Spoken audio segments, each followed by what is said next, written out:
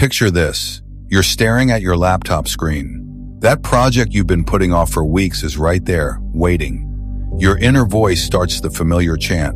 Just push through it. Just force yourself to do it. But instead of feeling motivated, you feel heavy, exhausted before you even start. Sound familiar? Hey, I'm Tony.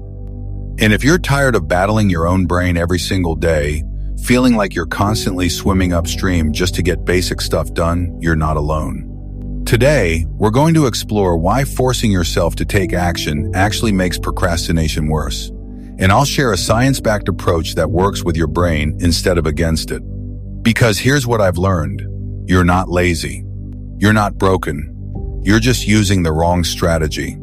Stay with me, because in the next few minutes, we'll uncover 3 game-changing insights that help me and thousands of others break free from the cycle of procrastination and burnout. And by the end, you'll have a clear framework to finally work with your brain's natural energy instead of constantly fighting it.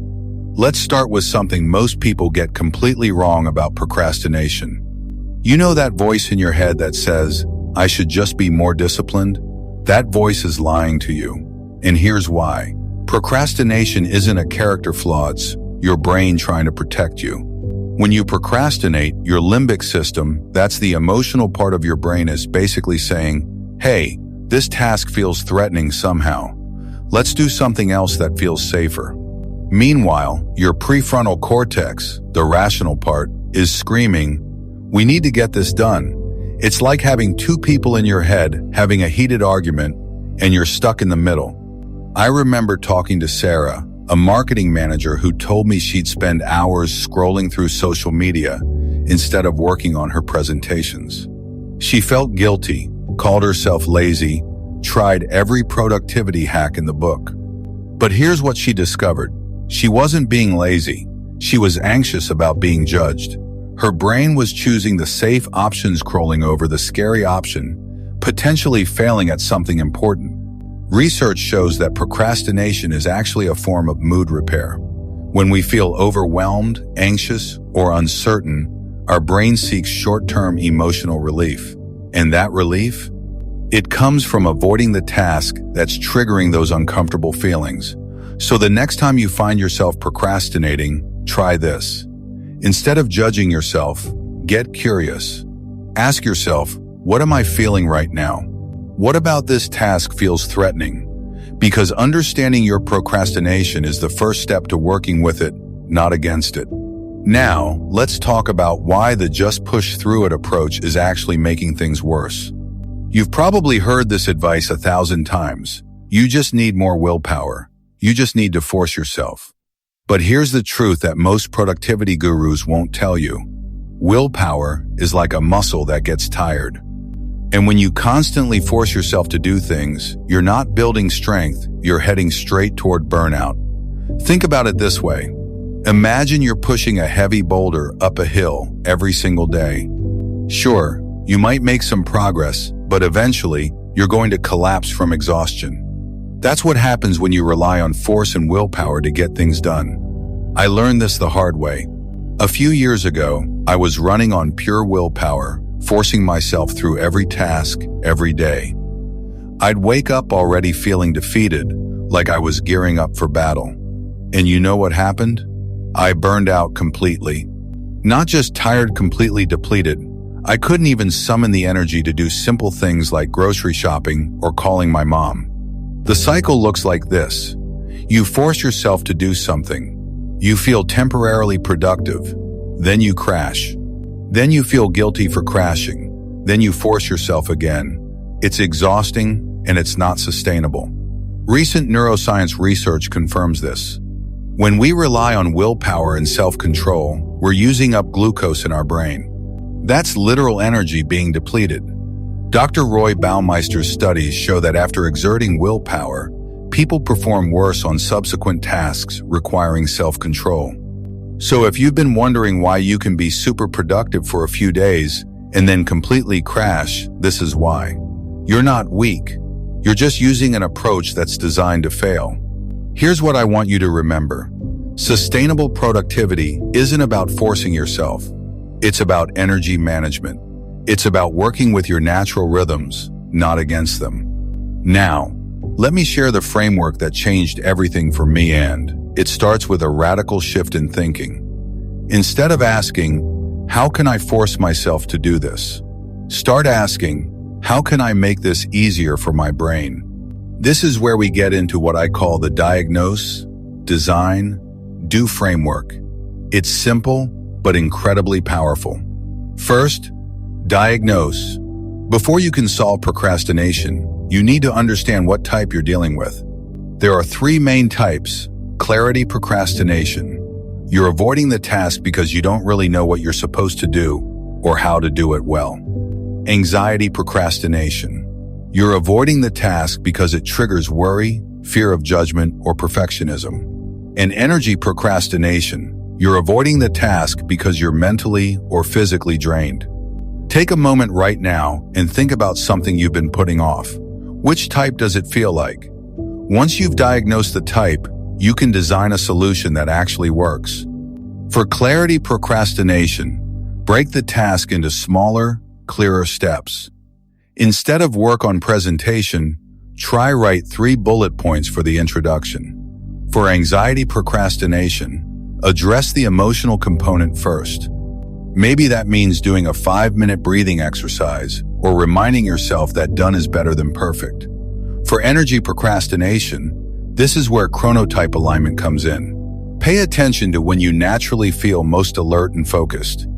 For most people, it's late morning. Schedule your hardest tasks for your peak energy window. And here's something cool. Research shows that even light physical movement can shift your brain chemistry. If you're feeling stuck, try doing jumping jacks for 30 seconds. It sounds silly, but it works because it increases norepinephrine and dopamine, the neurotransmitters that help with focus and motivation. Finally, do. But here's the key. Execute intelligently, not brutally. Start with the smallest possible step. Maybe it's just opening the document. Maybe it's writing 1 sentence. The goal isn't to finish everything. It's to build momentum without overwhelming your brain. Now, let's talk about something crucial. How to recognize when you're heading toward burnout and what to do about it. Burnout doesn't happen overnight. It's more like a slow leak in your tire. You might notice you're feeling emotionally exhausted, cynical, or like nothing you do matters. Maybe you're getting sick more often, or you're snapping at people you care about. Here's what I've learned. Burnout is often a sign that you've been operating from a place of chronic stress, constantly fighting your brain instead of working with it. The antidote isn't more productivity hacks. It's rest, real rest. Not just Netflix and chill rest, but active recovery where you actually replenish your energy. This might mean taking a real lunch break instead of eating at your desk. It might mean going for a walk without your phone. It might mean having one evening a week where you don't check email. And here's something that might surprise you. Self-compassion is actually more effective than self-discipline for long-term change. Dr. Kristen Neff's research shows that people who practice self-compassion are more likely to stick with their goals because they don't waste energy beating themselves up when they mess up. So instead of I'm such a procrastinator, try I'm human and I'm learning. Instead of I should be more disciplined, try I'm figuring out what works for my brain. The goal isn't to become a productivity machine. It's to become someone who knows how to work with their natural rhythms and treat themselves with kindness along the way. Let me give you something practical you can use starting today. Tonight or tomorrow morning, I want you to do a simple energy audit. For 1 week, just notice. When do you feel most alert? When do you feel most creative? When do you feel most motivated to tackle difficult tasks? Don't try to change anything yet, just observe. You might discover that you're a morning person who's been trying to do important work at night. Or you might realize that you do your best thinking right after lunch, not first thing in the morning. Once you know your natural energy patterns, you can start designing your day around them instead of fighting them. And here's a question I want you to answer in the comments. What's one task you've been putting off that you could break down into a smaller, less overwhelming step? Maybe instead of clean the entire house, it's put away the dishes. Maybe instead of apply for new jobs, It's update one section of your resume. Because small steps, taken consistently, create bigger changes than dramatic bursts of forced productivity. Here's what I want you to remember from our time together today. You're not fighting a war against your brain. You're learning to dance with it. Procrastination isn't the enemy, it's information. Burnout isn't a badge of honor, it's a signal to change course. And productivity isn't about forcing yourself to be someone you're not. It's about creating conditions where your authentic self can thrive. You don't need to be more disciplined. You don't need to be more perfect. You just need to be more curious about what your brain is trying to tell you. The next time you catch yourself procrastinating, instead of judging yourself, try this. Take a deep breath. Ask yourself what you're feeling, and then choose one small, kind action you can take. Because the real way to beat procrastination isn't to fight harder, it's to be gentler with yourself while being smarter about how you work. I'm Tony, and your story is just getting deeper. Drop a comment below and let me know. What's one thing you're going to stop forcing and start flowing with? I read every comment, and I promise your insight might be exactly what someone else needs to hear. Take care of yourself out there. You're doing better than you think.